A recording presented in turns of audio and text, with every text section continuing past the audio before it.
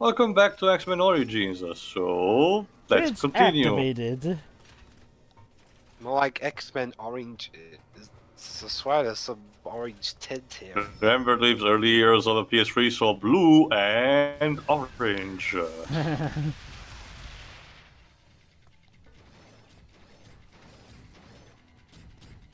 More Sentinel Anyway, prototype. yeah, another. So I don't think you encountered that many in the facility, painfully, but they still like very seeing how painting boss type enemies. Right.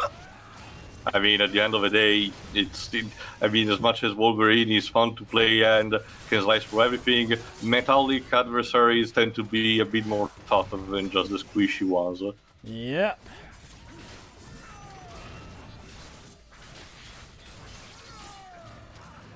That was battle clearly not the cry. direction you threw me.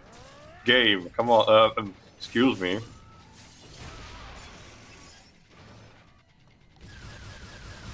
Wow.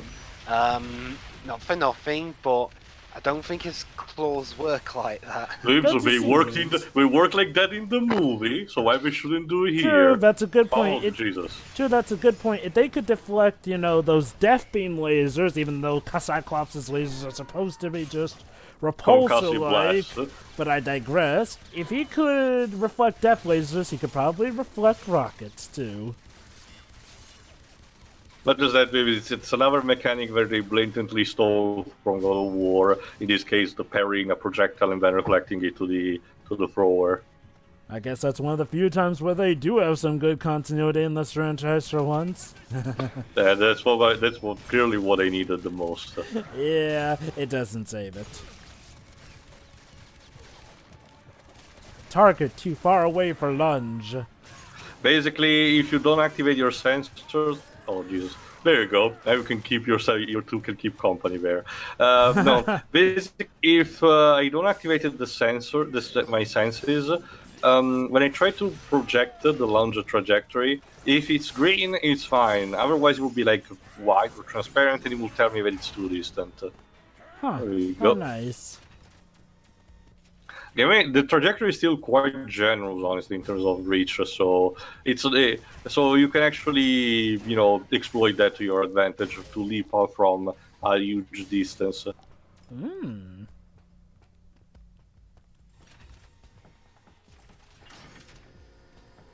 Moving on, do you have some elevator music?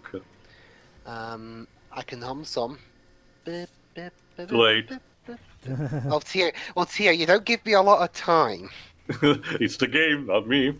You gotta be like James Bond and think on the fly. I mean, at least put up a sign on the video saying Dwebs get the elevator music ready. Cue cards, of course. Yeah. Hey, a lot of people use cue cards. I can just imagine if James Bond needed cue cards to perform.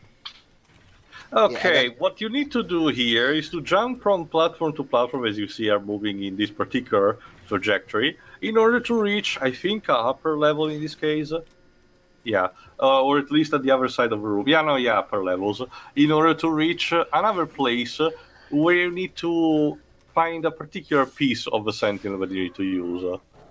Let's just say that the High Moon Studios Deadpool video game kinda took inspiration from this sequence Nice. that you're about to see. Now that I Also, think... yeah, I'm imagining it now. there's another thing. That froze freezing that you saw there of the game was because I was getting the trophy at the same time. When the game does that, when you get like an upgrade and it's associated to a trophy or it starts a cutscene associated to a trophy, it freezes it for a couple of seconds. So I don't know. I'm imagining it now, Joe. Bond's in front of Blofeld, and Blofeld's giving his evil speech. And then the director holds up a cue card saying, "Shoot Blofeld, you dumb idiot." Speaking of James Bond, going off of his performance in Flushed Away, I could see Hugh Jackman having a go as James Bond. I think he's a bit too old at this. Yeah, maybe as an henchman, like or a villain. Figure. That too. I mean, remember, we don't want it to get to a view to a kill levels of awkward, do we? Eh? That was Roger Moore's last film as Bond, and he was like 59 at that point. So what was too bad about it? He was clearly...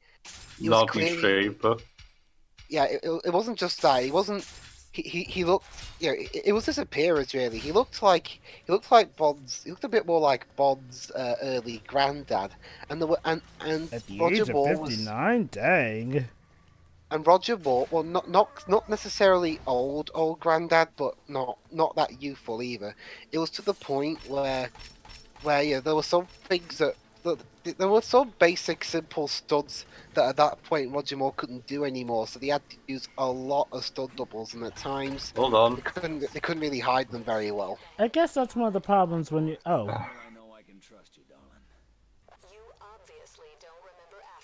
And flashback again. Because now it's time to see what happened when he met Raven. How do I know I can trust you? Yeah, I totally won't become a bad guy in your I future. still love the fact that the flashback transitions at the same identical positions. Like, is Wolverine just thinking of this the entire time whenever he flashes back? Meanwhile, Stryker is not very happy. What a surprise. Damn it, Logan. Do you even know what your mission is here? She's interfering with a mission-critical aspect of this operation. Wait, I'm flagging so the Mystique whole interfering is what got Logan to start questioning stuff. There's Will.i.am. Sir, she's down. I'm disappointed, Logan. Wraith, tie her up. Logan, there's one more minute. Wait, just tie her up? What happened to Q? Oh, that's what Will.i.am's character is gonna do. In the meantime, Wolverine will have to take down, you guessed it, another tower. But basically, we're gonna go back to how Will.i.am's character supposedly killed Mystique in that shot. But that comes for later. Continue, Libs. Really, honestly, one of the few bright spots of that movie was Christopher Walken as the villain. Wait, Christopher Walken was a villain in a Bond movie? Yes. You see, How have Mr. I not Bond, heard you about don't this? understand the situation you're in. Yeah, I can do a Christopher He Walken. Allow me. played a Sorry, go on. he played a psychopath whose mission was whose plan was to blow up Silicon Valley. So, Of course. allow me. So, you see, Mr. Bond, I have a plan for complete global saturation.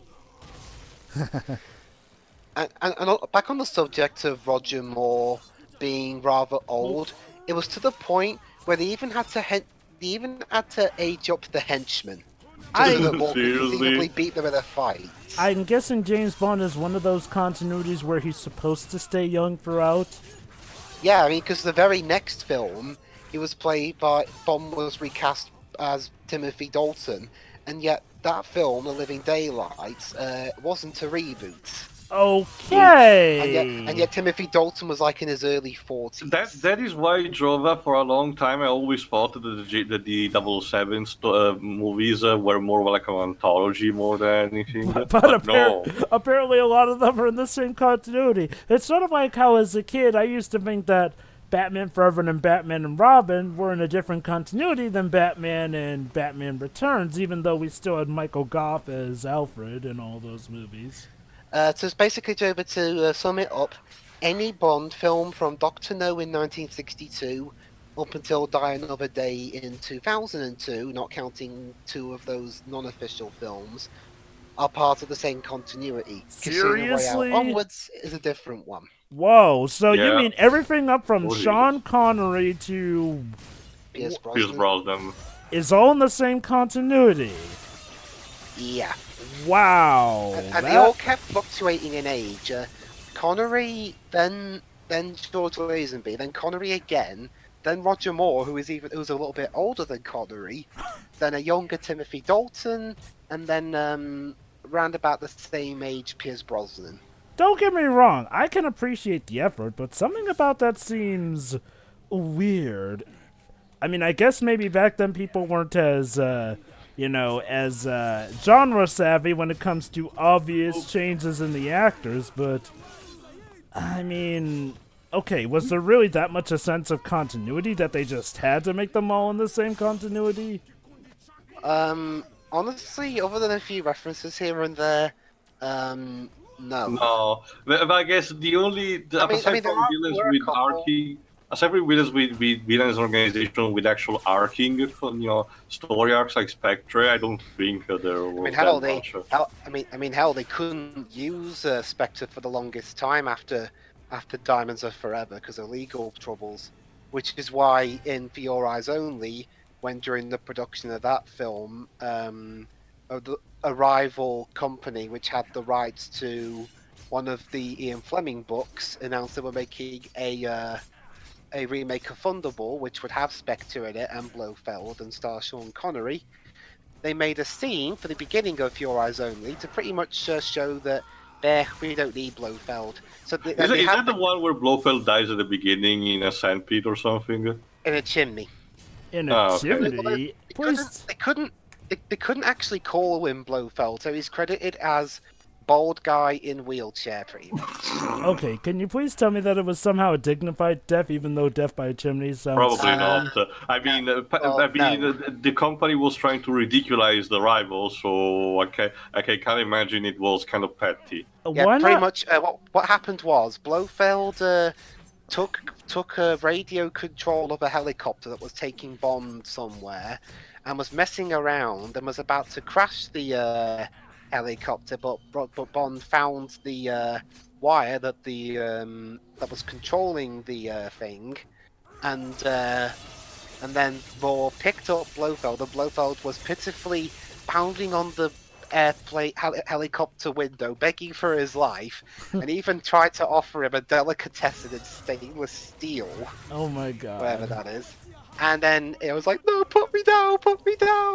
And then Bond dropped him into one of them huge chimneys, and that was it. Huh. That sounds like He it's gonna dies be... like a Disney villain. What? How sad. No, not just that. At least a Disney villain gets the epicness of falling into a vast void. This guy falls into a chimney and dies. The scene Santa is on. Claus is coming to town. In fact, if you have time a bit later, the scene is on YouTube actually, so I can show you. Part of me, I guess, wants to stay a bit fresh for when we eventually get to that commentary-wise if only, but maybe I will give it a watch with you. Boop.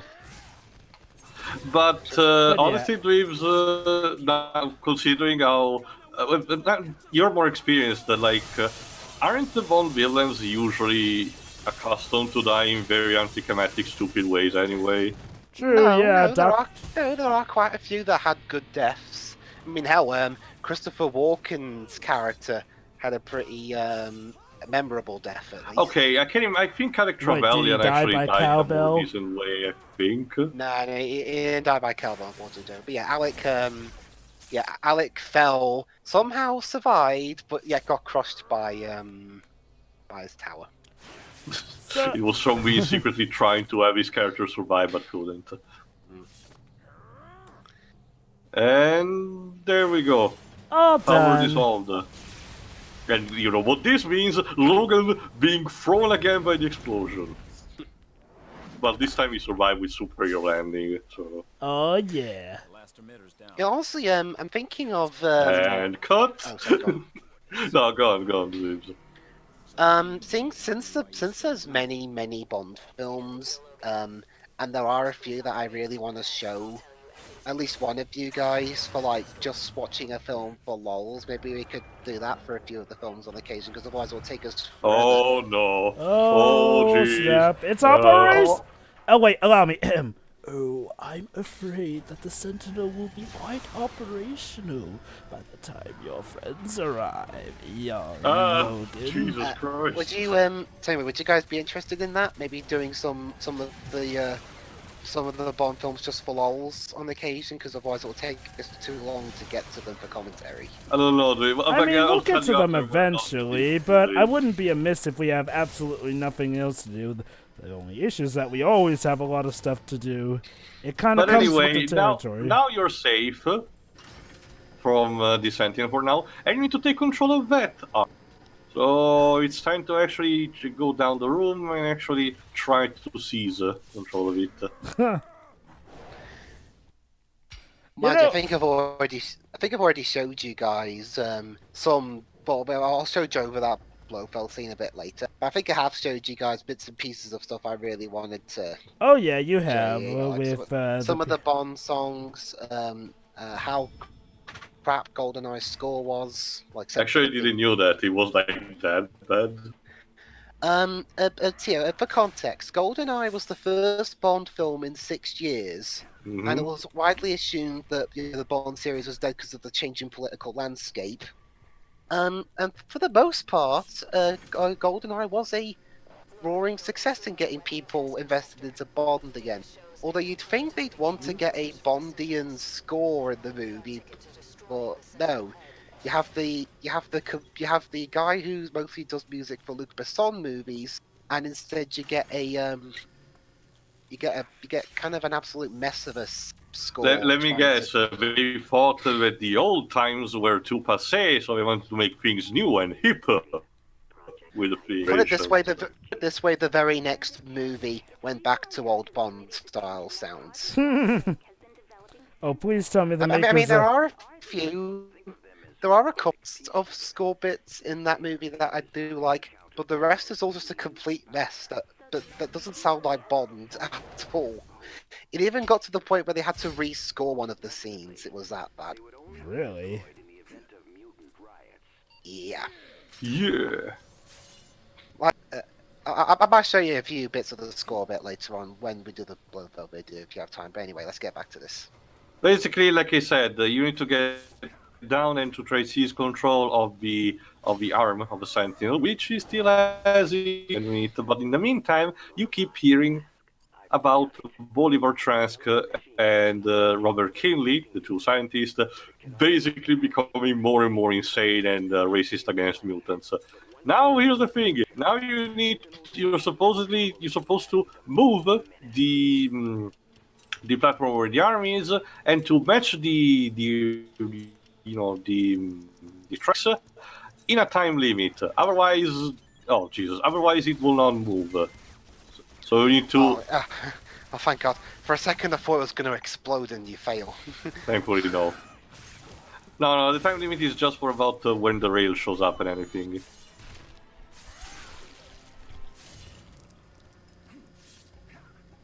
Hop, hop, hop.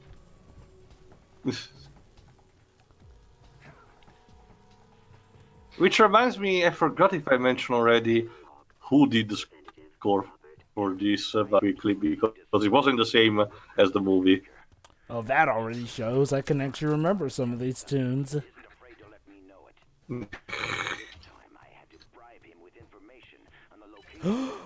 Bribing? Oh, what's this? Bolivar Trask knows about the Xavier Mansion. Huh. And Stryker knows about it too. I'm sorry, guys, but it's something to do with like continuity or anything. But every time you say Bolivar Trask, I still keep thinking of Peter Dinklage. Well, the problem, unfortunately, is that at least even for what you said, for the sake of this game, they actually use both the first and the last name of him here. So at least for this, it is legit, Dweebs. Well, the games aren't canon film. Well, yeah, but I was talking specifically about even just for this game alone. To deal with that. In the film, he was only given a last name. I mean... Anyway... whatever. The composer for the game is Paul Hazlinger, sorry. Which he's done a lot of things, including composing for the Resident Evil movies, and he's apparently returning with Paul W. Sanderson to score for the Monster Hunter movie next year. Well, 2020. I don't know when I'm gonna make this public. Other stuff include Death Race 2, terrible. Prom Night 2008, even worse. Underworld Rise of the Lycans, the prequel movie, terrible. Even the first Underworld movie too. This guy is a more zigzag career. Wait. Oh Jesus, what happened? Anyway, video game wise, he has scored also for Rainbow Six Siege, Vegas 2, and the first Vegas, the first two Far Cry's. Think Far Cry Instincts, and Need for Speed Undercover. So it sounds like he has a better career when it comes to video games. Not that great Well, when it's it not comes exactly super known. When you say Also, I'm sorry, I gotta say this. I love how Logan was just playing a giant Iron Man with that hand cannon. Again, the Deadpool High Boom Studios video game has a sequence that kind of does the same. When you say Death Race 2, because there's like 2 Death Race 2s. No, don't worry. Let me explain, Weebs. Death Race 2000 is the original movie, the Roger Corman version. Then there was in 2008 Paul W. Sanderson, a reboot called simply Death Race. And then that had a sequel that is called Death Race 2. Then there was a third title, I think it was Death Race Inferno. Check it right now. Yeah, Death Race Inferno. And then there was a movie released last year called Death Race Beyond Anarchy. Then there was in 2017 a sequel to the original Death Race 2000 called Death Race 2050, still produced by Roger Corman. Huh. Damn, he's still producing movies? How Oh old is he yeah, now? he's a in his trooper. 90s, I believe. Remember, Dweebs, the only reason why he couldn't manage to have... What was that? A burst of the speaker, it sounded like. Anyway, you were Whatever. saying? The only reason why he couldn't manage to get his Fantastic Four movies off the ground was because of Fox executives. Otherwise, he would have clearly done it. How sad is it that, honestly, I'd have rather gone with his vision of the Fantastic Four again? Like many people said, Joe, that so far at the very least, the only adaptation of the Fantastic Four that functionally works movie-wise is the Roger Corman one. Yeah. Yes, it is cheesy and a bit, but it does capture the spirit of the characters and their designs. Honestly, every other movie subsequently sucks because of that film had like almost no budget. Yeah. And yet, it's honestly one of the better That's looking also another ones. accounting things for things. Budget doesn't make everything. It is important, mind you, it still is important, but it also requires a good direction and passion behind the project. Yeah, again, that movie has the best Doctor Doom of the movies, by far. The best, yeah, I'd And say... then he looks like an action figure. Yeah, it has definitely the best Mr. Fantastic, who manages to be smart, but isn't that much of a jerk, really. Has the best Sue When it Storm, comes who to actually the gets to do thing, something. When it comes to the thing, Does it have a yes, Johnny? Does it have a Johnny Storm that isn't annoying and or boring? You know, Yes. Yes, Dwibs, you should know, Dwibs, you watched it with us. Well, it was a long time ago anyway, and Davis' memory is what it is. But Fair no, point. when it comes instead to the thing, I still prefer Michael Chiklis from the original Fox, well, the mid-Fox duology. I think among all the adaptations, he was the one who captured the character and appearance-wise the most. It was interesting how in the Roger Corman version they actually gave the Thing his ability to turn back into his normal state of being. That's because he was having that for a while. Remember, it was, I think, a bit after Secret Wars, I think. Yeah. Was an interesting one. But yeah, again, I will give Fantastic Four by Tim Story some credit. It has definitely my favorite take on the Thing, Michael Chiklis. Michael Chiklis is just the best in that movie. For comedy and also for looking at the tragic side of the Yeah. Don't do drugs. It's kind of funny that all the movies got almost like a cycle. Yeah, 1994, then 2005, and then 2015. So we need to wait 2025 for the official MCU version of the Fantastic Four. Well, considering the reputation of the Fantastic Four on screen right now, and especially considering how bad Fantastic was, maybe it's for the best. I still cannot get over Regardless, we have to wait until 2022 to know what Phase 5 is going to entail entirely. Because Kevin Feige already said that now he's not pulling any more punches, and he's planning on releasing like 4 or 5 movies per year, but making sure each of them is different enough to not making them. Well, when you have, which is what separates him from the live-action Disney formula these days. Mind you, we have in this concept on paper so far, and it can potentially spectacularly backfire in spaces. So right now, I'm just gonna be cautiously optimistic. Well, Same. yeah, I mean, the MCU has many things, but not infallible. Well, okay, maybe it is sort of infallible, but if it messes up enough times. Yes, well, mind guys, even if there's there have been times where even if the MCU only does like 1 or 2 films a year, 1 or 2 of them can still be bad. Remember, in 2010, the only MCU film that year was There we Iron go. Man 2. Yeah. Wait, oh my god, yeah. Well, yeah, There we go. We did the anime, Oh, anime yeah. like 3 shots. shot him out with his own hand. Zap. Again, you know, if there were more moments like And this that's a in the wrap. movie, this would have been so much better. Like, there's There you go, Jova. See, Heh. the giant Sentinel will not activate anymore now. heads up. Funny mission objective.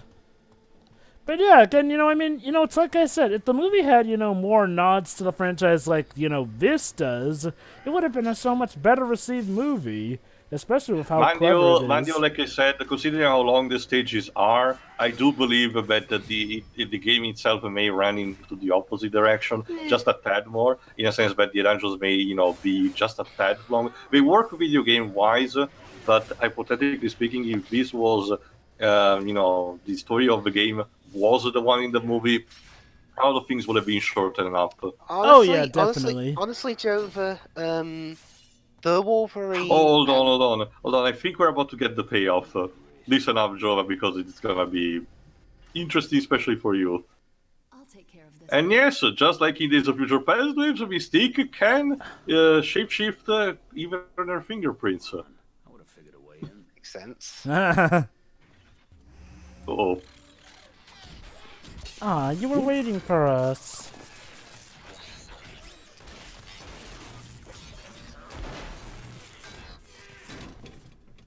whatever.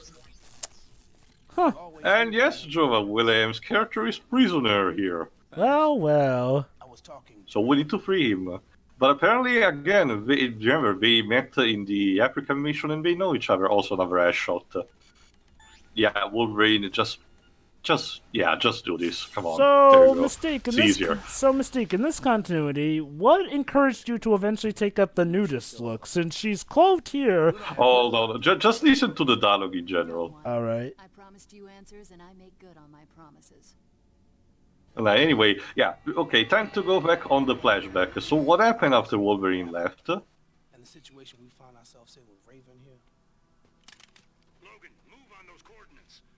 Wraith, dispatch Ms. Darkholme. With prejudice. Sir? We can't risk the mission. Take her. Brrr. Lieutenant?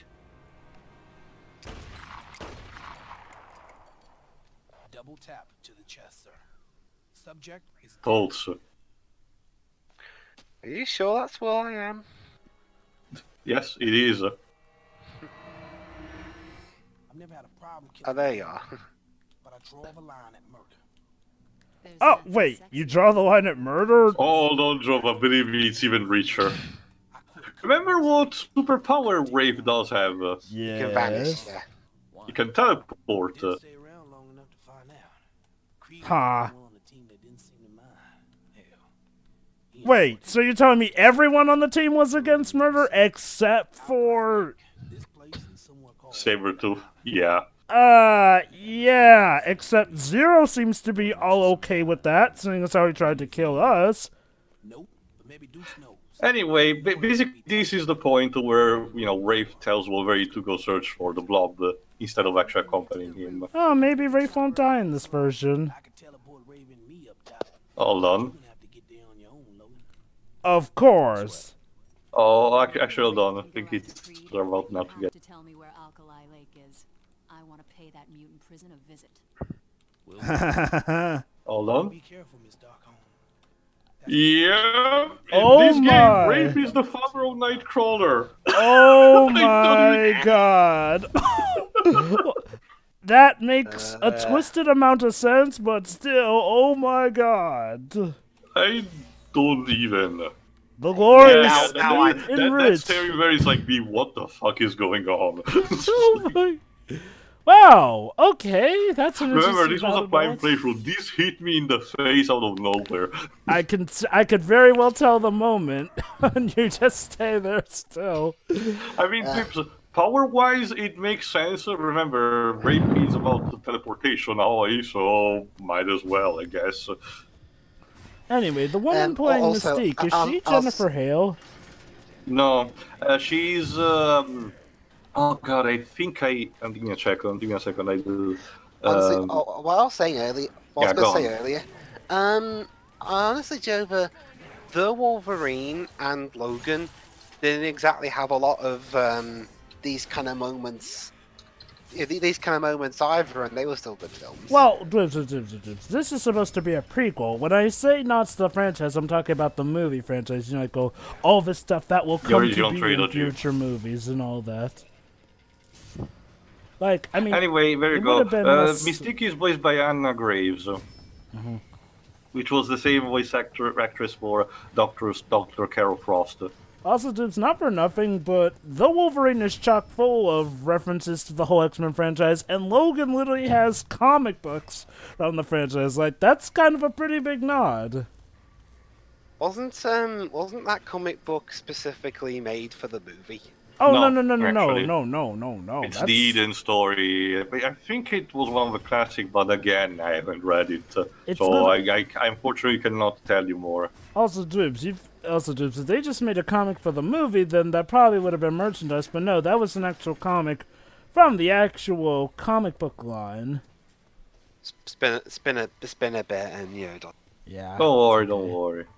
Anyway, time to get out of here.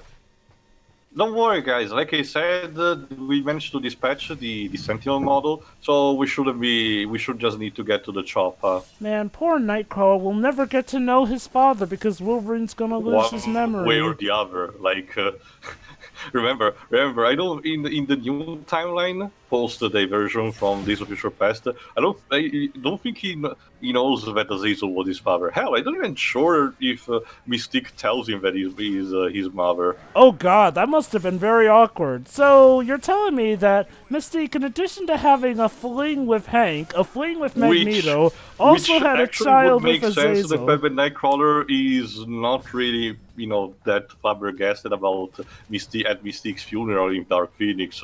It all makes sense now. Oh god, he doesn't even know who his parents are, which I guess probably saved him a lot of drama since his dad was pretty much killed by the Bryan Singer virus. Oh no. Oh no. Oh no. Ahem. Aw, shit. Here we go again. The problem is that this model is way bigger. And way more sturdy by the looks of it, too. This should be fine enough, but we need to get out of here fast. Well, what's the worst that could happen? It's not like that thing is mobile, right? Right? I mean, it's too big. It's Yeah, honestly- an idea, just go away. Well, Am isn't too bad either. Well, I mean, he's used to being in a recording booth when he does his music. Maybe he's a bit too surprised by the fact that he doesn't need to be auto-tuned every 5 seconds. Wait, I played Resident Evil. I think I know how this is going to go. Yes, one of the more tedious boss fights in the entire game, unfortunately. I will explain it in a detail in a second, because I actually have to speed up this boss fight in particular. Oh because crap, that thing takes is too long. mobile. Yes, it is that gigantic.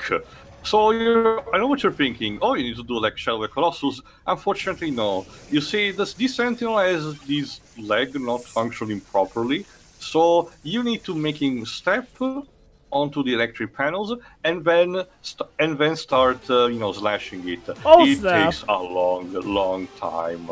Hey, at least use fitting music from Ultimate Marvel vs. Capcom 3. Well, yeah, Sentinel was also in Vanilla MBC3, Alright, so... yeah. Which in itself is a mix of its classic theme. I don't know why, but ever since Children of the Atom, Sentinels have been a huge part of the Marvel vs. Capcom games. Shame they couldn't get back from Infinite, but again, Infinite treats like the mutants never existed, so... Oh, the irony, considering the state Like, they're I in already now. said it on the SSMB, I think, Java. Basically, it's so ironic that if they just waited 2 years, none of the major problems would have actually happened. It's so sad. And you want to know what's sad? It's like, well, waiting 2 years would have been so much better to get in on the endgame hype. Like, the weird thing is, like, well, they didn't even release Infinite to get in on the It's a Infinity clear- War hype. It makes me wonder who wanted to rush the gun there. Disney, Capcom, or both? Or Perlmutter. I don't know. I don't I know. honestly don't Okay, know, okay. Java. Let's think about it. I don't have enough data for assuming here. Yeah, true. Just using detective work, I mean, I guess. Especially considering, like I said, writing-wise, there is legitimately effort at least for half of it. Yes, there are those cringy moments in the first half, but at least you can say there is the idea, foundation True. of it. I still behind think it. the biggest sin that crossover commits, though, is not showing us the moment where the heroes meet. Like, Yeah. that is definitely the worst thing about it, which is a shame because it has a lot of great interactions. I'll give it that here and there. What crossover are you talking Marvel about? vs. Capcom Infinite. The game that was so bad that it ended Marvel's career at EVO. Yeah. And that's saying something because Marvel And vs. mind you, Capcom it was... was the same tournament where Smash Melee kept his ground for like what, 20 years? How funny, Melee actually got to retire with grace because, surprise, surprise, it had an iteration that was superior. Because it had a successor, yes, Jova, but the Melee fans were not happy about it, and in response, they called out it as people who don't take showers. Oh, well, hey, give it some time. They'll learn that. Well, yeah, a lot have transferred to Ultimate at least, but yeah, give it some time. But I see what you mean, though. That's it, though. I mean, okay. It's a thing, Jova. It seems that the fans of Melee believe that any game made after it cannot reach the same perfection or something. I don't get it. The sales of Ultimate say otherwise. But anyway, but yeah. By the way, this is still going. Right, okay. This fight, it does look like it could be You basically interesting need for to the keep first minute slashing or the so. feet and the hand when you get grabbed by Sentinel, which on paper it's a good idea. The problem is that in execution it takes a long time. You know what else Anyway, I feel here like we go. this could use? Because, hold on, now it's time for phase 2. Wait, actually. what? And it lost its Where's my hands somehow. hands? How did it lose its hands? We attacked its feet. We attacked them when Wolverine was Don't you grabbed. see, Joe? Don't you see, Joe? But the cabling for the feet is actually connected to the hands. Okay, now he's taking off. Duh. But Wolverine cannot allow it to go away. Why not? So what are we gonna do? Fly on? He needs to destroy it. Okay. It's like a giant Iron Man in the sky. I mean, Kinda. it literally had a hand cannon Kinda like too. Ultimo when you get down to it. That too. When's Wolverine gonna start? Wolverine, I'm not sure this is a good Wait, idea. so you waited until you were incredibly high in the sky to start doing this? Actually, yes, Joe, because believe it or not, Wolverine has a plan. Alright then. Okay, and now, so yeah, the boss is falling, and we need to reach to it. You know what this means? Falling boss fight! No, specifically. There you go. In case you don't know, there is a person on YouTube called IT Vader. I will give a link to the video because this guy needs more views and everything. Who takes pieces from the Adventures of Sonic the Hedgehog cartoon and combines them to formulate songs with it. Wow. Believe me, it makes more sense in context. Sampling? Lives? Well, that's sampling pretty much. It's a thing in the Yeah, no, sorry, I didn't get what you I don't said. suppose I he get was it. the originator of Pinkas, was he? No. No, he actually started relatively recently, but all the stuff that he did are great, honestly. I usually recommend you to go and check it out. And it's easy to speed things up because this takes also a lot. I think said the best whatever, way maybe to let's make it easy. I think the best way to describe the Sentinel boss fight as a whole is fun on paper, but way too drawn out in execution. Honestly, this could have been easily solved by just giving it less health.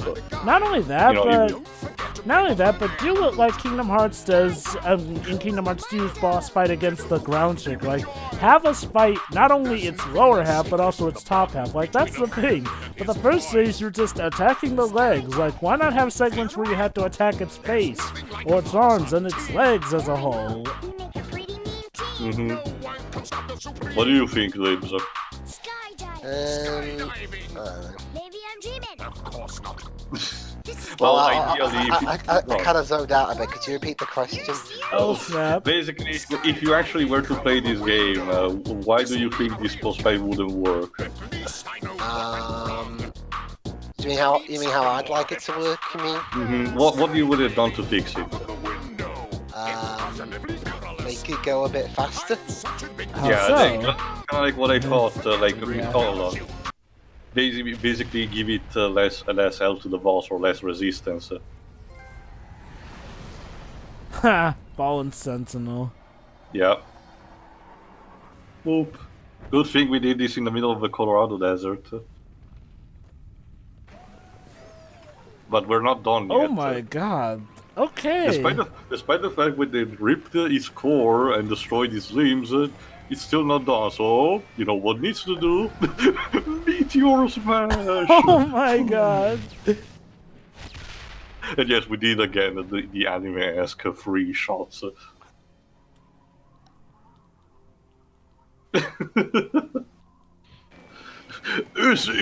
I'm fine, guys. Don't worry. Go Just team. gonna have to heal Just this a up. flesh wound. Don't worry. Damn, I Just... ripped my shirt too. Why am I sexy? Oh no. Oh, okay. Oh. See, cool guys don't look at the explosion and stuff. Okay. I'm pretty sure that Sentinel's down now. Anyway, in the next part, we're gonna have to meet Blob and then go to Gambit. So, my favorite part of the game. So, see you for that. See you then. Then, See it. yeah.